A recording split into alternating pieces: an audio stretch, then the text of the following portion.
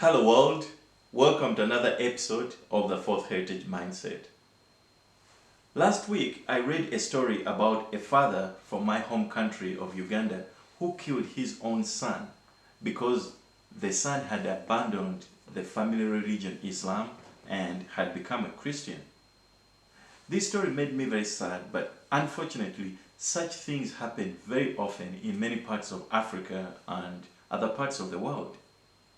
I'll leave the link to the story in the description box so you can read it for more details. My take on this whole situation is that the father did what he did based more on his feelings about how his religious community would judge him. In a way, the father chose to value the man-made religious teachings more than the universal truth that God created all of us and you cannot kill one of God's creation. This story reminded me of the Princeton University professor Robert P. George, who has proposed that we presently live in the age of feelings. We are no longer living in the age of faith or the age of reason, during which time men aspired to live by high universal truths. The age of feelings explains why the culture wars being fought in the Western world today are largely about people being offended due to how others may make them feel. In this video, I want to share how in my books I have pursued the truth through integrating my understanding of universal faith and reason, as opposed to being limited by mere feelings, whether mine or those of the readers. In my third book, Beyond the Fourth Heritage, I use the main chapter, chapter 11, to describe how we Africans can go about integrating consciousness and rationality, or faith and reason.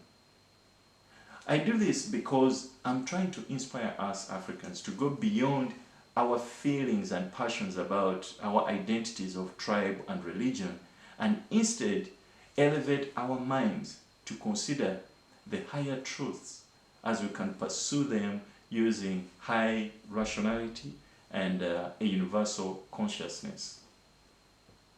One of the major inspirations for me writing about the topic of integrating faith and rationality is because it annoys me deeply to know that we Africans, by our nature, we instinctively acknowledge that there is a higher power in the universe, which all our tribes call God or the Creator, but at the same time, our rationality has remained low or primitive to the point that any Tom, Dick and Harry from outside Africa will bring their biased religions into our countries, and we easily abandon our nature, which is a faith in the truth of a universal God, and instead we fall victim to negative emotions adopted from man-made religious identities that oftentimes confuse us.